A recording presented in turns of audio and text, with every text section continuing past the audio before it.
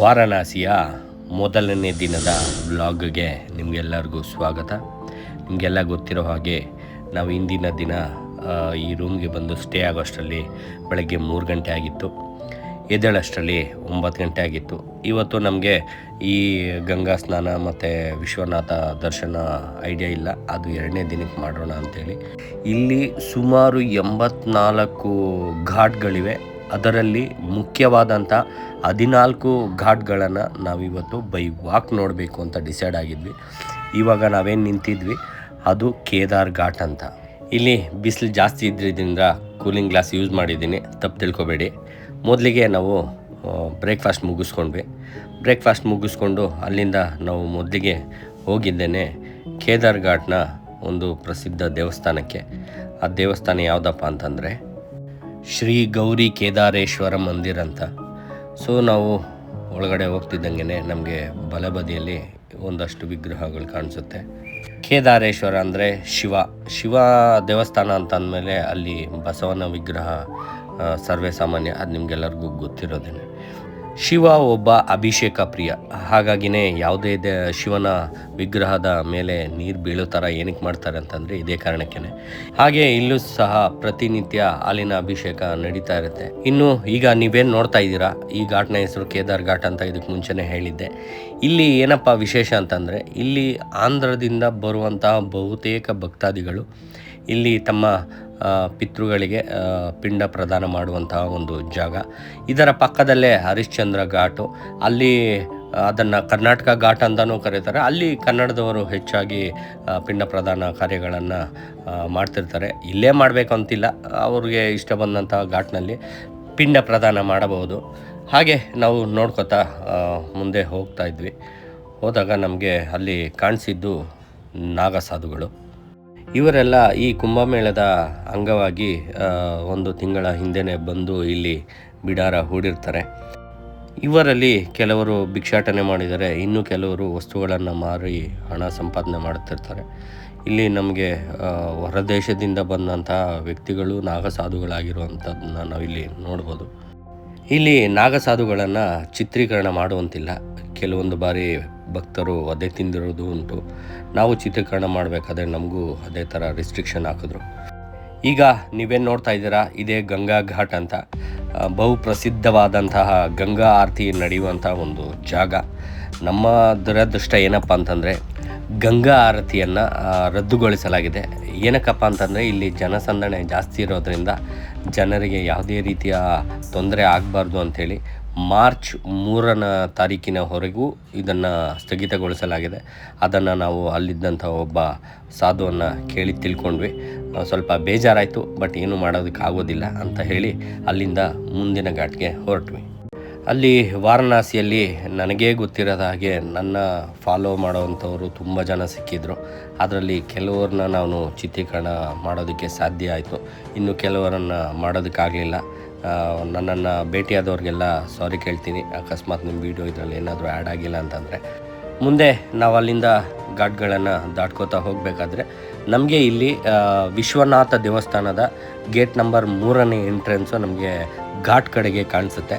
ಇನ್ನೂ 3 ಎಂಟ್ರೆನ್ಸ್ ಏನಿದೆ, 1, 2 ಮತ್ತು 4, ಅದು ಬೇರೆ ದಿಕ್ಕಿಗಿದೆ. ಇದು ಘಾಟ್ ಕಡೆಗೆ ಸಿಗುವಂಥ ಒಂದು ಎಂಟ್ರೆನ್ಸು. ಇನ್ನು ಮುಂದೆ ನಾವು ನೋಡ್ತಾ ಇರೋವಂಥದ್ದು ಬಹುಮುಖ್ಯವಾದ ಜಾಗ ಅಂತಲೇ ಹೇಳ್ಬೋದು, ಮಣಿಕರ್ಣಿಕಾ ಘಾಟ್ ಅಂತ. ಇದರ ಬಗ್ಗೆ ತುಂಬ ಜನಕ್ಕೆ ಗೊತ್ತಿದೆ, ಗೊತ್ತಿಲ್ಲ ಅನ್ನೋರಿಗೆ ನಾನು ಹೇಳ್ತಾ ಇದ್ದೀನಿ.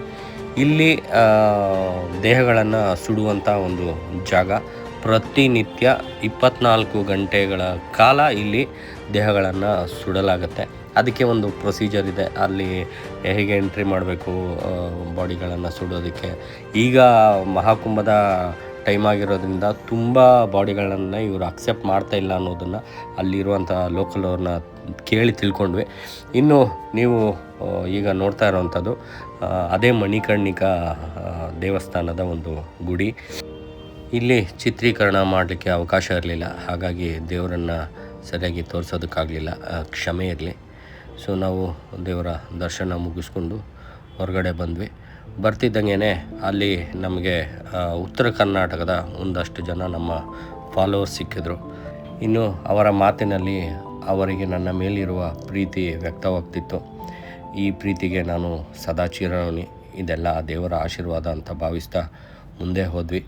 ಇಲ್ಲಿ ಪ್ರಸಿದ್ಧ ಒಂದು ಸ್ವೀಟ್ ಶಾಪ್ನಲ್ಲಿ ವಾರಣಾಸಿಯ ಪ್ರಸಿದ್ಧ ಸ್ವೀಟ್ ಆದಂಥ ಮಖನ್ ಮಲೈ, ಇದು ನೊರೆ ಆಕಾರದಲ್ಲಿರುತ್ತೆ, ಬಾಯಲ್ಲಿಟ್ಟರೆ ಮೆಲ್ಟ್ ಆಗುತ್ತೆ. ಇದನ್ನು ತಿಂದ ನಂತರ ಒಂದು ಕಪ್ನಲ್ಲಿ ಬಾದಾಮ್ ಮಿಲ್ಕ್ ಥರ ಕೊಡ್ತಾರೆ. ತುಂಬ ಚೆನ್ನಾಗಿರುತ್ತೆ, ಅಷ್ಟೇ ಫೇಮಸ್ ಕೂಡ ಇಲ್ಲಿ. ಸೊ ಅದನ್ನು ಮುಗಿಸಿ ನಾವು ಮುಂದೆ ಹೊರಟ್ವಿ. ಈಗ ನಾವು ಹೋಗ್ತಿರೋದು ವಾರಣಾಸಿಯ ಪ್ರಸಿದ್ಧ ದೇವಸ್ಥಾನಗಳಲ್ಲಿ ಒಂದಾದಂತಹ ಕಾಳಭೈರವೇಶ್ವರ ದೇವಸ್ಥಾನಕ್ಕೆ. ಇಲ್ಲೂ ಸಹ ಒಳಗಡೆ ಚಿತ್ರೀಕರಣ ಅವಕಾಶ ಇರಲಿಲ್ಲ. ನಾವು ಸಾಧ್ಯವಾದಷ್ಟು ಚಿತ್ರೀಕರಣ ಮಾಡಲಿಕ್ಕೆ ಪ್ರಯತ್ನ ಪಟ್ವಿ. ಅಲ್ಲಿ ಮುಖ್ಯ ದ್ವಾರದ ಬಳಿ ಹೋಗುವವರೆಗೂ ಮಾತ್ರ ನಮಗೆ ಚಿತ್ರೀಕರಣ ಮಾಡಲಿಕ್ಕೆ ಅವಕಾಶ ಆಯಿತು. ನೋಡಿ, ಕಾಳಭೈರವೇಶ್ವರ ದೇವರು ಹೀಗಿರ್ತಾರೆ.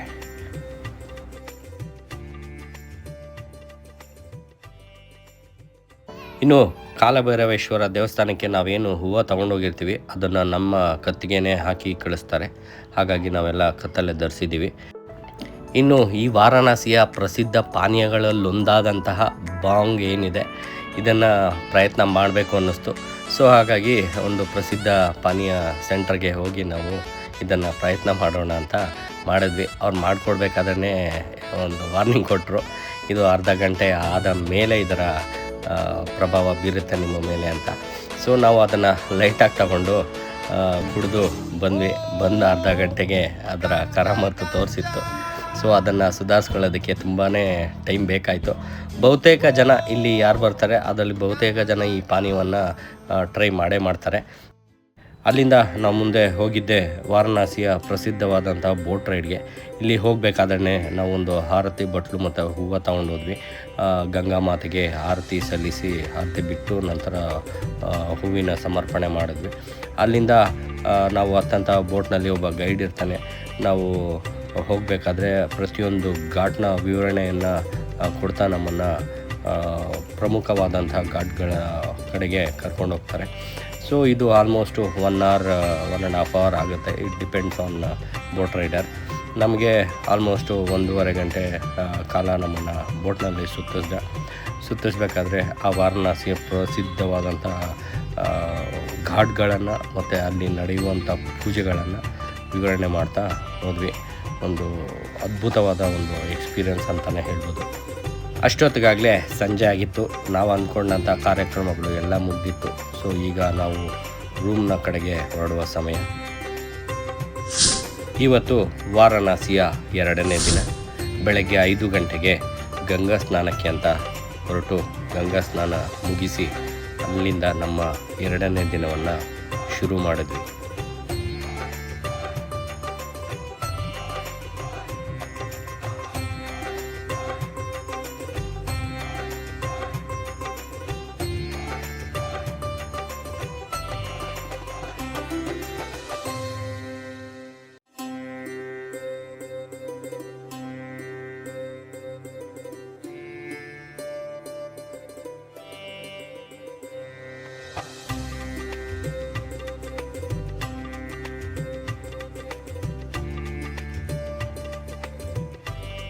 ಇನ್ನು ಇದೇ ಕೇದಾರ್ ಘಾಟ್ನ ಸಮೀಪ ಇರುವಂಥ ಪ್ರಸಿದ್ಧ ಆಶ್ರಮದ ಮಕ್ಕಳು ಇಲ್ಲಿ ನದಿ ದಂಡೆಯಲ್ಲಿ ಯೋಗಾಭ್ಯಾಸ ಮತ್ತು ಶ್ಲೋಕಗಳನ್ನು ಹೇಳುತ್ತಿರುವುದನ್ನು ನೀವು ನೋಡ್ಬೋದು.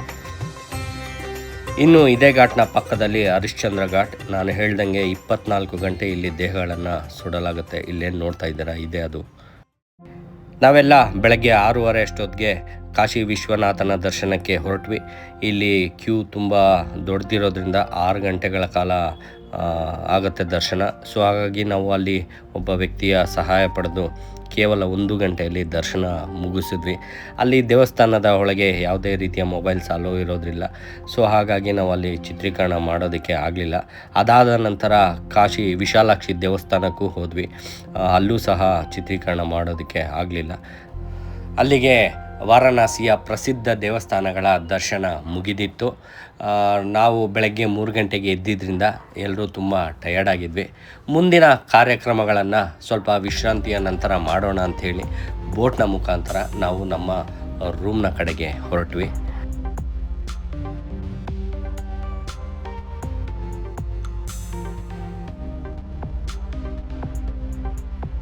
ಹೋಗಬೇಕಾದ್ರೆ ಪಕ್ಕದ ಬೋಟ್ನಲ್ಲಿ ನಮ್ಮ ಕರ್ನಾಟಕದಿಂದ ಬಂದಂಥ ಒಂದಷ್ಟು ಜನ ಮಂಗಳಮುಖಿಯರು ನನ್ನನ್ನು ಗುರುತಿಸಿ ಮಾತಾಡಿಸಿದ್ರು.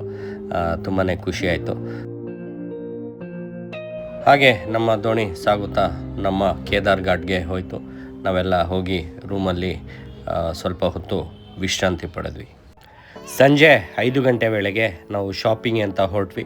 ಮೊದಲು ಹೋಗಿದ್ದು ಇಲ್ಲಿ ಫೇಮಸ್ ಆದಂಥ ಒಂದು ರುದ್ರಾಕ್ಷಿ ರೆಡಿ ಮಾಡುವಂಥ ಒಂದು ಅಂಗಡಿ. ಸೊ ಇಲ್ಲಿ ಒರಿಜಿನಲ್ ಐಟಮ್ ಸಿಗುತ್ತೆ, ವಿತ್ ಸರ್ಟಿಫಿಕೇಷನ್ ಎಲ್ಲ ಸಿಗುತ್ತೆ ಇಲ್ಲಿ. ಸೊ ಅಲ್ಲಿ ಒಂದಷ್ಟು ಹಾರ ಮತ್ತು ಶಂಖವನ್ನು ಪರ್ಚೇಸ್ ಮಾಡಿ ಮುಂದೆ ಹೊರಟ್ವಿ. ಇಲ್ಲಿನ ಗಲ್ಲಿಗಳಲ್ಲಿ ಅಂಗಡಿಯವರು ನಮ್ಮನ್ನು ಕೂಗಿ ಕರೆಯೋದು ಸಹಜ ಸಾಮಾನ್ಯ, ಯಾಕೆಂದರೆ ಇಲ್ಲಿ ಕಾಂಪಿಟೇಷನ್ ಜಾಸ್ತಿ ಇರುತ್ತೆ, ಸಿಕ್ಕಾಪಟ್ಟೆ ಅಂಗಡಿಗಳಿರೋದ್ರಿಂದ. ಸೊ ನಾವು ಸಣ್ಣ ಗಲ್ಲಿಗಳಿಂದ ಒಂದು ದೊಡ್ಡ ಕಮರ್ಷಿಯಲ್ ಸ್ಟ್ರೀಟ್ ರೀತಿಯ ಒಂದು ಏರಿಯಾಗೆ ಬಂದ್ವಿ. ಇಲ್ಲಿ ಒಂದು ಸೈಡಲ್ಲಿ ವಿಶ್ವನಾಥ ದೇವಸ್ಥಾನದ ದರ್ಶನಕ್ಕೆ ಕ್ಯೂ ಹೋಗ್ತಾನೆ ಇತ್ತು. ಇಲ್ಲಿ ನಿಮ್ಗೇನು ಕಾಣಿಸ್ತಿದೆ, ಇದು ವಿಶಾಲಾಕ್ಷಿ ದೇವಸ್ಥಾನದ ಮುಖ್ಯ ದ್ವಾರ. ಈಗ ಸಮಯ ಸುಮಾರು 9 ಗಂಟೆ ಆಗಿದೆ. ಕ್ಯೂ ನೋಡಿ ಹೇಗಿದೆ, ಮಕ್ಕಳು ಮರಿನಿಟ್ಕೊಂಡು ಅದು ಮೂವ್ ಕೂಡ ಆಗೋದಿಲ್ಲ, ಆ ರೀತಿ ಕ್ಯೂ ಇರುತ್ತೆ. ಇಲ್ಲಿ ನೀವೇನು ನೋಡ್ತಾ ಇದ್ದೀರಾ, ಇದು ವಾರಾಣಸಿಯ ಪ್ರಸಿದ್ಧ ಸರ್ಕಲ್. ಇಲ್ಲಿಂದ ತುಂಬ ರಸ್ತೆಗಳು ಕನೆಕ್ಟ್ ಆಗುತ್ತೆ, ಹಾಗೆ ದೇವಸ್ಥಾನಗಳಿಗೂ ರಸ್ತೆ ಇಲ್ಲಿಂದನೇ ಸಿಗುತ್ತೆ. ಅಲ್ಲಿ ನೀವೇನು ನೋಡ್ತಾ ಇದ್ದೀರಾ, ಕಾಶಿ ವಿಶ್ವನಾಥನ ನೈವೇದ್ಯಕ್ಕೆ ಹೋಗ್ತಾ ಇರುವಂಥ ಒಂದು ಪ್ರಸಾದ. ಕಾಶಿ ಚಾಟ್ ಬಂದರ್, ಇದು ಕಾಶಿಯ ಫೇಮಸ್ ಒಂದು ಚಾಟ್ ಸೆಂಟರ್ ಅಂತಲೇ ಹೇಳ್ಬೋದು. ಜನ ಮರಳೋ ಜಾತ್ರೆ ಮರಳೋ ಒಂದು ಗೊತ್ತಾಗ್ತಾ ಇಲ್ಲ. ಈ ಯೂಟ್ಯೂಬರ್ಸ್ನ ಒಂದು ಪ್ರಭಾವದಿಂದ ಈ ಚಾಟ್ ಸೆಂಟ್ರು ತುಂಬಾ ಫೇಮಸ್ ಆಗಿಬಿಟ್ಟಿದೆ. ಇಲ್ಲಿ ಒಂದು ಚಾಟ್ ತೊಗೋಬೇಕಂತಂದರೆ ಕನಿಷ್ಠ ಪಕ್ಷ 30ರಿಂದ 40 ನಿಮಿಷ ಅಲ್ಲಿ ವೆಯ್ಟ್ ಮಾಡಿ ತೊಗೋಬೇಕು. ಟೇಸ್ಟು ವಾವ್ ಅಂತ ಹೇಳೋಕ್ಕಾಗಲ್ಲ, ಓಕೆ. ಇನ್ನು ಇಲ್ಲೇನು ನೋಡ್ತಾ ಇದ್ದೀರಾ, ಇದು ಕಾಶಿ ವಿಶ್ವನಾಥ ದೇವಸ್ಥಾನದ 4ನೇ ಮಂದಿರ. ದೂರದಲ್ಲಿ ಕಾಣಿಸ್ತಾ ಇರೋದು ಗರ್ಭಗುಡಿ. ಇದು ಒಂದು ಸೆಲೆಬ್ರಿಟಿ ಎಂಟ್ರಿ ಅಂತಲೇ ಹೇಳ್ಬೋದು, ಯಾಕೆಂದರೆ ಇಲ್ಲಿ ಸೆಲೆಬ್ರಿಟೀಸ್ಗೆ ಎಂಟ್ರಿ ಕೊಡ್ತಾರೆ. ಇನ್ನು ನಾವೀಗ ಭೇಟಿ ಕೊಡ್ತಾ ಇರೋದು ಸತ್ಯನಾರಾಯಣ ಸ್ವೀಟ್ಸ್ ಅಂತ. ಇದು ಅಷ್ಟೇ ಯೂಟ್ಯೂಬರ್ಗಳ ಒಂದು ಪ್ರಭಾವದಿಂದ ಇದು ಫೇಮಸ್ ಆಗಿರೋದು. ಅಲ್ಲಿ ಟೇಸ್ಟ್ ಮಾಡಿ ನೋಡಿದ್ವಿ, ಆವ್ರೇಜು ಅಂತಲೇ ಹೇಳ್ಬೋದು. ಅಲ್ಲಿಂದ ನಾವು ಮುಗಿಸಿ ನಮ್ಮ ರೂಮ್ ಕಡೆಗೆ ಹೊರಡ್ತಿದ್ವಿ. ಅಲ್ಲೂ ಸಹ ಒಂದಷ್ಟು ಜನ ಅಭಿಮಾನಿಗಳು ಬಂದು ಮಾತಾಡಿಸಿ ಫೋಟೋ ಇಟ್ಕೊಂಡ್ರು. ಸೊ ನಮ್ಮ ರೂಮ್ಗೆ ಹೋಗ್ತಿದ್ದಂಥ ರಸ್ತೆಯಲ್ಲೇ ಒಂದು ಫೇಮಸ್ಸು ಬೀಡ ಸೆಂಟ್ರು. ಈ ಕಾಶಿನಲ್ಲಿ ಬೀಡ ಒಂದು ಡಿಫ್ರೆಂಟಾಗಿ ಕೊಡ್ತಾರೆ, ಆ ಬೀಡ ತುಂಬ ಫೇಮಸ್ಸು. ಅದನ್ನು ಹುಡುಕೋತಾ ಹೋದ್ವಿ, ಕೊನೆಗೆ ಅದು ಸಿಕ್ತು. ನೋಡಿ, ಇದೇ ಆ ಪಾನು. ಇದಕ್ಕೆ ರೆಗ್ಯುಲರ್ ಸ್ವೀಟ್ ಬೀಡಾಗೆ ಯೂಸ್ ಮಾಡೋವಂಥ ಇಂಗ್ರೀಡಿಯೆಂಟ್ಸೇ, ಅದ್ರ ಜೊತೆಗೆ ಒಂದು 2-3 ಎಕ್ಸ್ಟ್ರಾ ಹಾಕ್ತಾರೆ. ಅವರು ನಮಗೆ ರೆಗ್ಯುಲರ್ ಪಾನ್ನ ಅಗದು ನುಂಗ್ದಂಗೆ ನುಂಗಬೇಡಿ, ಸ್ವಲ್ಪ ಹೊತ್ತು ಬಾಯಲ್ಲಿ ಇಟ್ಕೊಳ್ಳಿ, ಅದ್ರದ್ದು ಟೇಸ್ಟ್ ನಿಮಗೆ ನಿಧಾನವಾಗಿ ಗೊತ್ತಾಗುತ್ತೆ ಅಂತ ಹೇಳಿದ್ರು. ಅವ್ರು ಹೇಳ್ದಾಗೆ ನಾವು ಮಾಡಿದ್ವಿ. ಅದಾದಮೇಲೆ ಅಲ್ಲಿಂದ ರೂಮ್ಗೆ ಹೋಗಿ ಸೆಟ್ಲಾದ್ವಿ. ಈಗ ಸಮಯ ಮುಂಜಾನೆ 5:15. 6 ಗಂಟೆಗೆ ನಮಗೆ ವಂದೇ ಭಾರತ್ ಎಕ್ಸ್ಪ್ರೆಸ್ಸು ಗಯಾ ಹೋಗೋದಕ್ಕೆ ರೆಡಿ ಇತ್ತು. ನಾವು ವಾರಾಣಸಿ ರೈಲ್ವೆ ಸ್ಟೇಷನ್ಗೆ ಬಂದು ನೋಡಿದ್ರೆ ಅಷ್ಟೊತ್ತಿಗೆ ಜನಸಾಗರ ತುಂಬಿ ತುಳುಕ್ತಾ ಇತ್ತು. ಟ್ರೈನ್ ಸ್ವಲ್ಪ ಡಿಲೇ ಆದ್ರೂ ಬಂತು ಕೊನೆಗೆ. ಸೊ ನಾವೆಲ್ಲ ರೈಲಲ್ಲಿ ಕೂತ್ಕೊಂಡು ಗಯಾ ಕಡೆ ಹೊರಟ್ವಿ. ಈ ವಂದೇ ಭಾರತ್ ಎಕ್ಸ್ಪ್ರೆಸ್ಸಲ್ಲಿ ನಾವು ಬ್ರೇಕ್ಫಾಸ್ಟ್ ಆಫ್ ಮಾಡ್ಕೊಂಡಿದ್ವಿ. ಸೊ ಹಾಗಾಗಿ ನಮಗೆ ಬ್ರೇಕ್ಫಾಸ್ಟ್ ಕೊಟ್ಟರು. ತಿಂದು ಮುಗಿಸೋದ್ರಲ್ಲಿ ಗಯಾಗೆ ರೀಚ್ ಆಗಿದ್ವಿ. ಇಲ್ಲಿ ಹೊರಗಡೆ ಬರ್ತಿದ್ದಂಗೆ ನಮಗೆ ಈ ಬೋಧ್ ಗಯಾದಲ್ಲಿರುವಂಥ ಒಂದಷ್ಟು ಪ್ಲೇಸಸ್ನ ತೋರಿಸಿ ಮತ್ತು ಪಾಟ್ನಾ ಏರ್ಪೋರ್ಟ್ಗೆ ಬಿಡೋದಕ್ಕೆ ಅಂತ ಒಂದು ಕಾರ್ನ ಬುಕ್ ಮಾಡ್ಕೊಂಡ್ವಿ. ಅವ್ರು 6,000 ಅಂದರು. ನಾವು ಬಾರ್ಗೇನ್ ಮಾಡಿ ಒಂದು 5,000ಕ್ಕೆ ಒಪ್ಸಿದ್ವಿ. ಕಾರಲ್ಲಿ ಕೂತ್ಕೊಂಡು 1-2 ಕಿಲೋಮೀಟ್ರ್ ಹೋದ್ಮೇಲೆ AC ಆನ್ ಮಾಡಿ ಅಂತಂದರೆ 1,000 ಎಕ್ಸ್ಟ್ರಾ ಅಂತಂದರು. ಹೋಗಿ ಜೋರಾಗಿ ಅಂತಂದರೆ 1,000 ಎಕ್ಸ್ಟ್ರಾ ಅಂತಂದರು. ಈ ಪ್ರತಿಯೊಂದಕ್ಕೂ 1,000 ಎಕ್ಸ್ಟ್ರಾ ನಮಗೆ ನೋಡಿ ಇದೇನು ಇಷ್ಟೊಂದು ಮೋಸನ ಇಲ್ಲಿ ಕ್ಯಾಬ್ ಡ್ರೈವರ್ಗಳು ಅನ್ನಿಸ್ಬಿಡ್ತು. ಸೊ ಇನ್ನೇನು ಬೇರೆ ದಾರಿ ಇಲ್ಲ ಅಂಥೇಳಿ ಅದೇ ಕ್ಯಾಬ್ನಲ್ಲಿ ನಾವು ಬೋಧ್ ಗಯಾಗೆ ಹೊರಟ್ವಿ. ಬೋಧ್ ಗಯಾ ಅಂತಂದರೆ ತುಂಬ ಜನಕ್ಕೆ ಗೊತ್ತಿರೋದೇ, ಈ ಬುದ್ಧ ಒಂದು ಮರದ ಕೆಳಗೆ ಕೂತು ಏನು ತಪಸ್ಸು ಮಾಡಿದ್ರಲ್ಲ ಆ ಜಾಗ. ಸೊ ಅಲ್ಲಿಗೆ ಹೋದಾಗ ಅಲ್ಲಿ ಮೊಬೈಲ್ ಫೋನ್ಸ್ ಅಲೋ ಇಲ್ಲ ಒಳಗಡೆ ಅಂತ ಹೇಳಿದರು.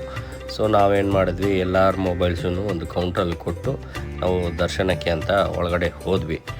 ನಂತರ ಅದರ ಪಕ್ಕದಲ್ಲೇ ಇದ್ದಂಥ ಶ್ರೀ ಜಗನ್ನಾಥ ಮಂದಿರ್ಗೆ ಹೋಗೋಣ ಅಂತ ಹೋದ್ವಿ. ಅದು ಬೆಳಗ್ಗೆನೇ ಕ್ಲೋಸ್ ಆಗಿತ್ತು. ಸೊ ಹೊರಗಡೆ ಬಂದು ಒಂದಷ್ಟು ಶಾಪಿಂಗ್ ಮಾಡಿ ಅಲ್ಲಿಂದ ನಾವು ಪಾಟ್ನಾ ಏರ್ಪೋರ್ಟ್ ಕಡೆಗೆ ಹೊರಟ್ವಿ. ಇಲ್ಲಿಗೆ ಬಂದಮೇಲೆ ಗೊತ್ತಾಯಿತು ಫ್ಲೈಟ್ 1 hour ಡಿಲೇ ಅಂತ. ಏನೋ ಗೊತ್ತಿಲ್ಲ, ಈ ಟ್ರಿಪ್ ಸ್ಟಾರ್ಟ್ ಆದಾಗಿಂದ ಡಿಲೇನೇ ಆಗೋಯ್ತು. ಸರಿ, ಇನ್ನೇನು ಮಾಡೋದಕ್ಕಾಗೋದಿಲ್ಲ ಅನ್ನೋಷ್ಟರಲ್ಲಿ ಮ್ಯಾಚ್ ಸ್ಟಾರ್ಟ್ ಆಗಿತ್ತು. ಮಾರ್ಗ ಮಧ್ಯೆ ಪೈಲಟ್ಟು ನಮಗೆ ಈ ಸ್ಕೋರ್ ಅಪ್ಡೇಟ್ ಕೊಡ್ತಿದ್ದ. ಫೈನಲ್ ಆಗಿ ಇಂಡಿಯಾ ವಿನ್ ಆಯಿತು ಅಂತಲೂ ಅಪ್ಡೇಟ್